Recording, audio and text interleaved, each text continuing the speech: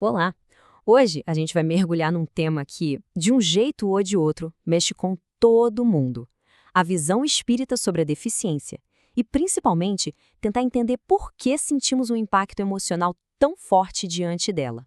A nossa conversa de hoje parte exatamente desta pergunta. É uma sensação quase que universal, né? Vem aquele misto de compaixão, um certo desconforto e até uma reflexão sobre a própria vida.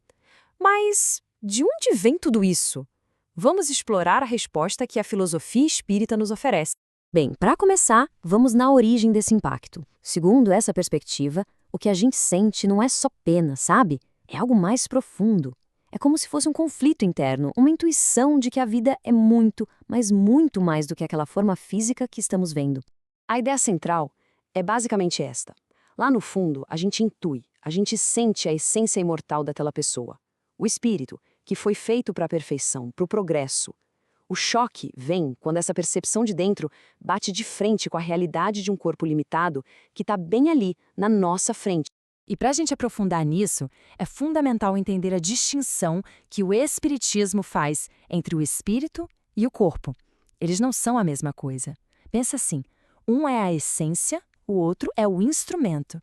Essa dualidade fica bem clara aqui, olha só. De um lado, o espírito, nossa essência imortal, quem a gente é de verdade, destinado a evoluir sempre.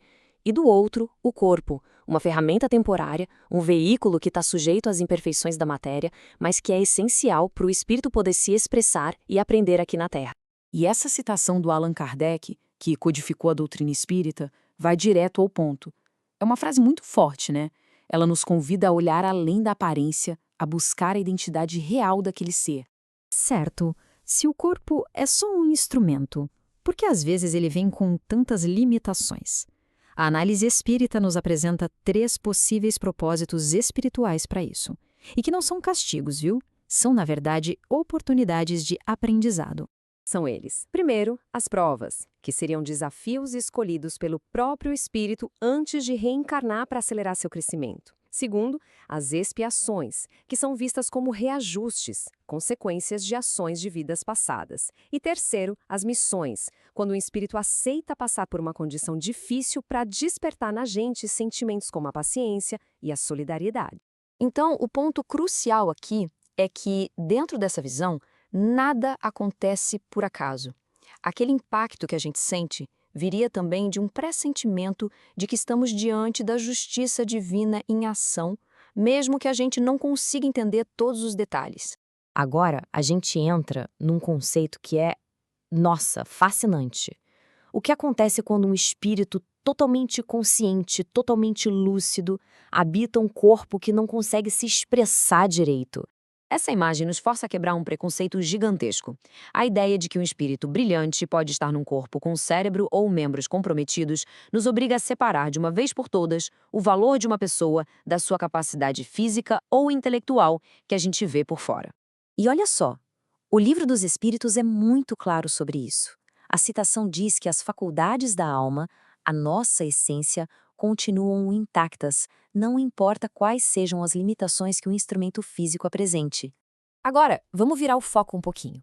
O Espiritismo sugere que esse impacto emocional que a gente sente não é só sobre a outra pessoa, é também sobre nós. Aquela situação toda funciona como um espelho para nossa alma. É uma pergunta que surge quase que na mesma hora, né? E se fosse comigo? Ela tira a gente da nossa zona de conforto e nos chama para a empatia de verdade. Essa experiência também nos coloca cara a cara com a nossa própria vulnerabilidade. Como é que a gente lida com a fragilidade, seja nos outros ou na gente mesmo? E por fim, vem o teste de fogo. Esse impacto emocional é um convite silencioso para a gente transformar a compaixão em atitude, sabe? Para ir além do discurso e partir para a ação.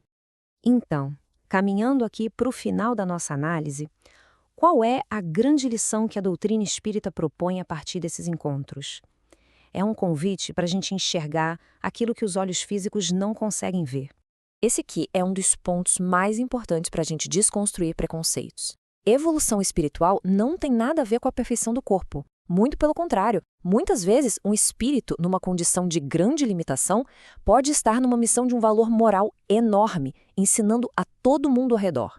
E essa frase de O Evangelho segundo o Espiritismo fecha tudo. Ela coloca toda essa experiência não como um sofrimento sem sentido, mas como um motor para o progresso.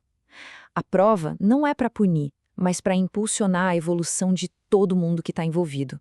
Resumindo, a conclusão desta análise é que aquele choque inicial que a gente sente é, na verdade, um reconhecimento profundo.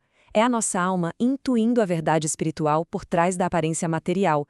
O que importa de verdade é o ser imortal e não a sua roupa temporária. E para a gente terminar, fica essa reflexão final. Nas nossas interações do dia a dia, o que a gente está escolhendo ver? A limitação do corpo ou a revelação do espírito? A resposta pode mudar totalmente o jeito como a gente enxerga o outro e a nós mesmos.